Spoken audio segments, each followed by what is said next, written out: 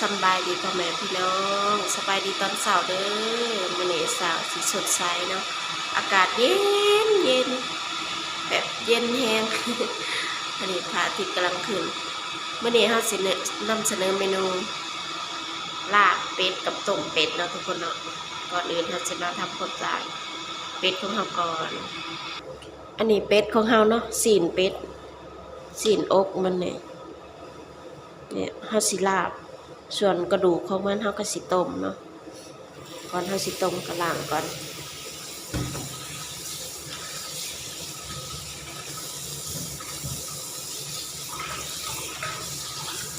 ล้างมันสะอาด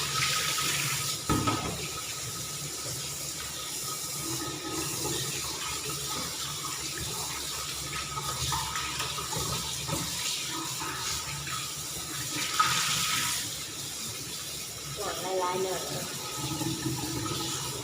ก็ซับไว้เนาะเวลาเฮาบ่เฮ็ดก็ง่ายเนาะแล้วก็ซับเป็ดให้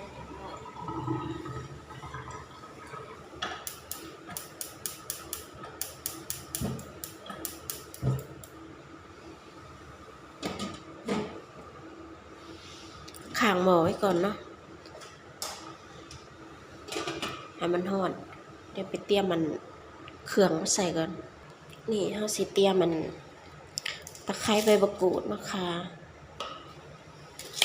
เฮาสิใส่ตอนเฮาลาบนะแต่ตะไคร้นี่สิไปใส่ต้มมีมะเกล็นพร้อมนะแล้วก็ใบมะกรูดนี่เฮาก็สิล้างเฮาเตรียมนะเฮาก็สิไปล้างให้สะอาดนี่ตามด้วยอันนี้สิใส่ลาบนะหอมแดงนี่มะขามเปียกต้องใส่ส้มๆเนาะต้มเป็ดเขาก็จะได้แซ่บอันนี้มะขามเปียกนะเอาไปล้างเหมือนกัน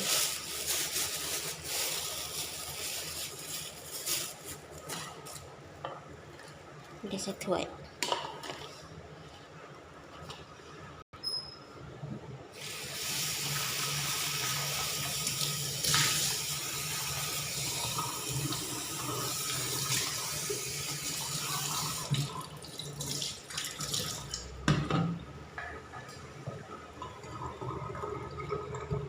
เล่นน้ำปลาเครื่องแค่นั้นแล้วก็สิมาใส่ตะไคร้ใบมะกรูดมะขามเปียกแล้วก็มะเกล็นเฮาลงเนาะส่วนข่านี่เฮาสิไปใส่ลาบเนาะจงไว้อันนี้เกลือปรุงเลยเนาะ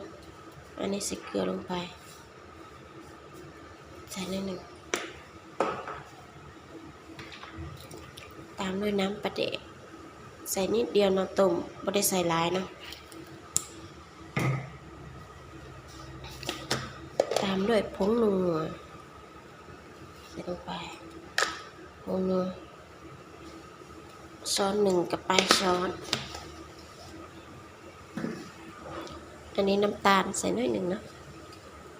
ใส่นี่พอปรุงแล้วนะคะกะสิเอาเป็ดลงนะเพราะว่าเราเตรียมเรียบร้อยอันนี้คนในจักหน่อย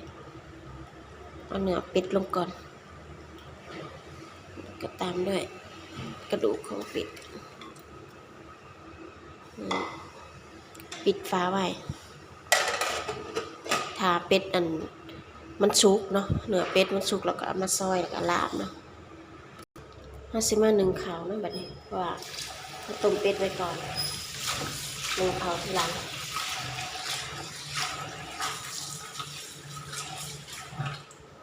อย่างเป็ดมันบ่เปื่อยเลยปกติสินึ่งข้าวก่อนแต่มันนี่ต้มเป็ดไว้ก่อน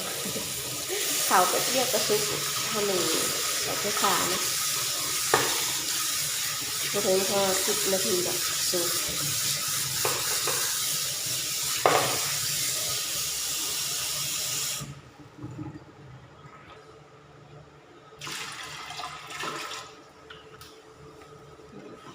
เขามีข้าวเย็นเนาะก็เลยบ่ได้มาข้าวหลาย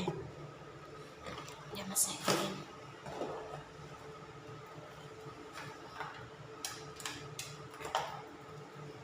ข้าวเย็นเฮาหลายข้าวเย็นเฮาค่อนข้างที่แข็งเฮาไปซุปน้ำนิดหนึงเนาะเพื่อเวลาเฮามาเนี่ยเป็นกระจายแบบนี้เป็นเม็ดเนาะนี่ถ้าเฮาบ่ซุปน้ำนี่แข็ง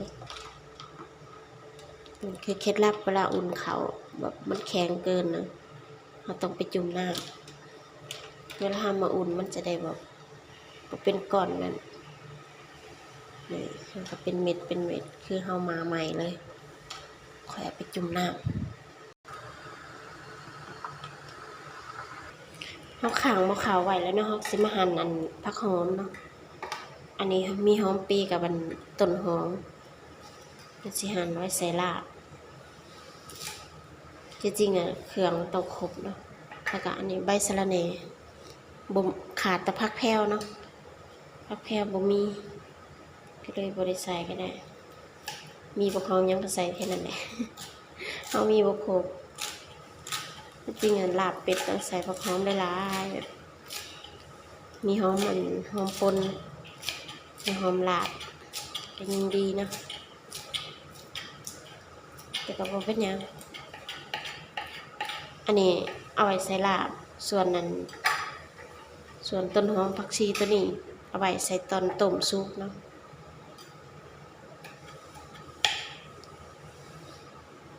แนวสิถ้วยไว้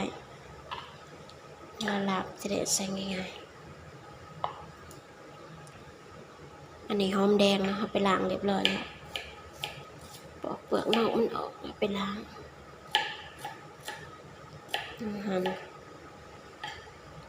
หั่นตามใจหมักเลยหมักได้ก็หั่นไปเลย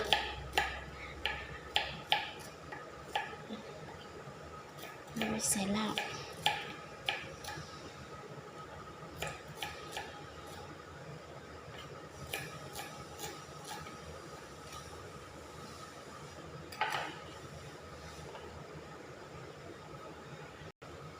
อันนี้เป็นขาเนาะ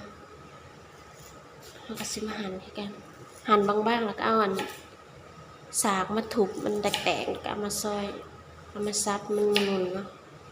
นี่เขาจะซอยก่อนเดี๋ยวเอาไปถูกกันเด้อเสียงดังเลยไปหาแนวโฮนี่ขาเขาไปเอาสากไปถูกเรียบร้อยเนาะเราก็ซื้อมาหั่นอีกรอบหนึ่งเตรียมไว้เสร็จแล้วเพื่อ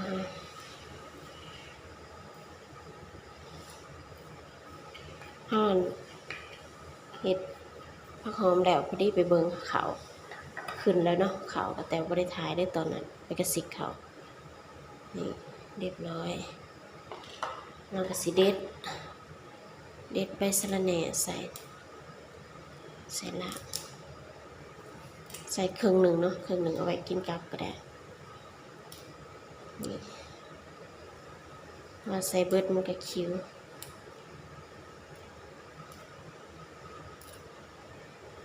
นี่ไปเสร็จเรียบร้อยมานี่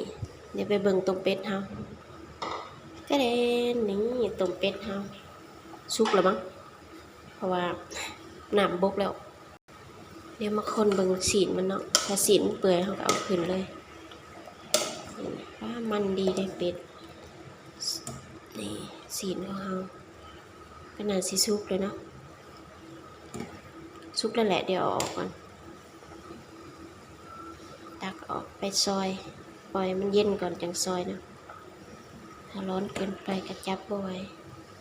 นี่ตักเอาแต่สีนมันเดี๋ยวมาซิมน้ำมันก่อนเนาะเป็นยังไงบอกพอดียังเขาก็เพิ่มได้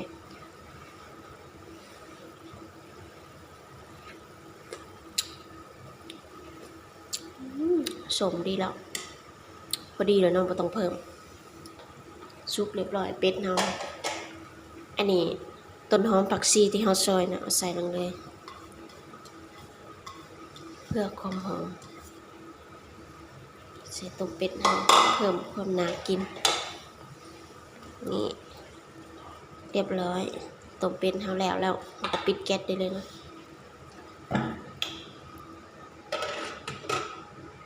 นี่เขาของเราก็สุกแล้วเดี๋ยวสิ ใช้เขาก่อน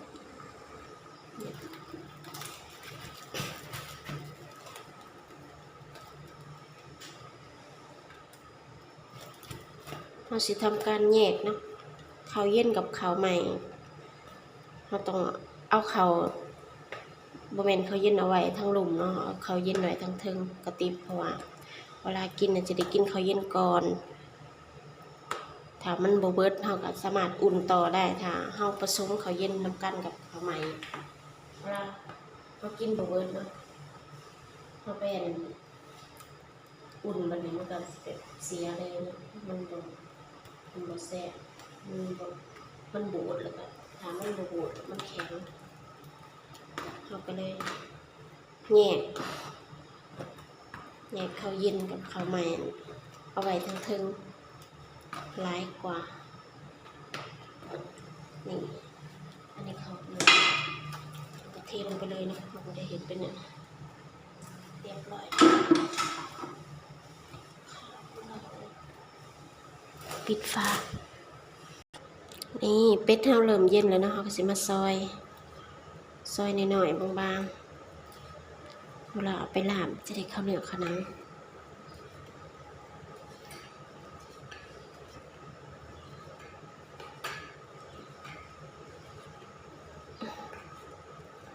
สีหอนนิดจักหน่อยยินบ่คักดอก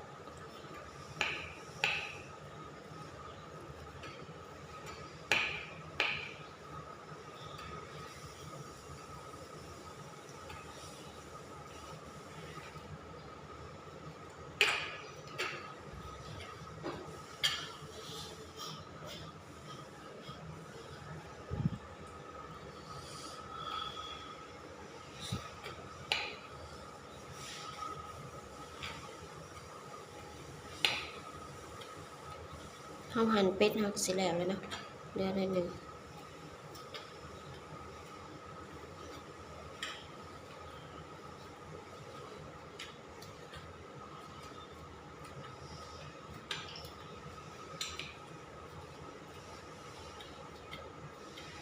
เรียบร้อย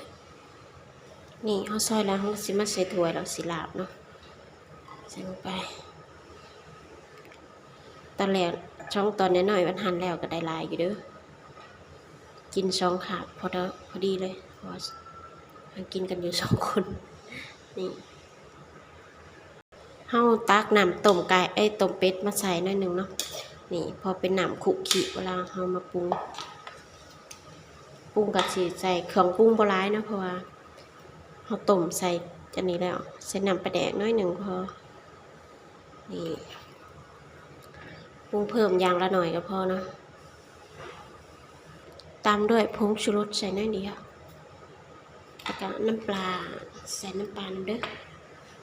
จะได้หอมๆน้ำปลาก็ใส่น้อยหนึ่งพอเดี๋ยวจะเค็มคลุกเคล้าให้เข้ากันแล้วก็เอาพริกป่นกับข้าวขั่วมานะนี่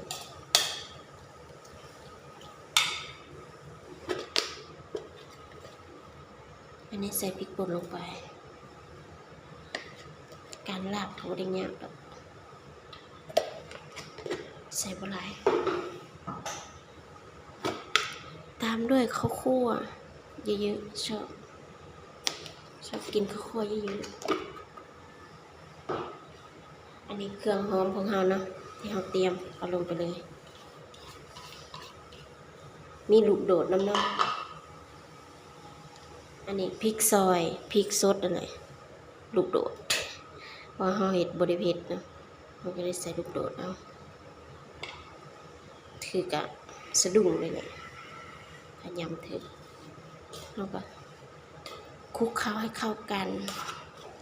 ลาบเป็ดก็เข้ากันแล้วเนาะบ่ได้ยากง่ายๆเราเห็ดกินแบบง่ายๆเห็นบ่เขาใส่น้ำแล้วก็เวลาเราเอาลงข้าวขั่วแล้วมันสิดูดเอาน้ำข้าวขั่วมันสิดูดเอาน้ำเราก็หายสิใส่ร้ายจะได้ก็หายเราก็พอแบบน้ำคลุกคลินะนี่แบบบ่ให้สีนเป็ดของเรามันแห้งเกินไปสุดท้ายก็คือมะนาวบีบมะนาวลงเลย มักนาวใส่ครึ่งหนึ่งพอพอน้ำหลายเดี๋ยวเปรี้ยวเกินส้มหลายก็บ่แซ่บค่อยบ่มักปานใดส้มๆแล้วเนาะลาบเป็ดคือเฮานี่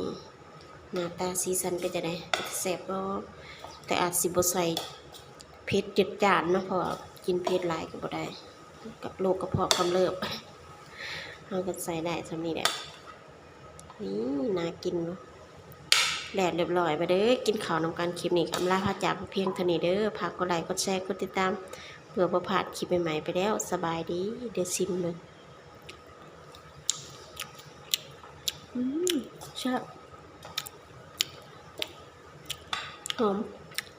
หอมก็ขัวหอมฮะ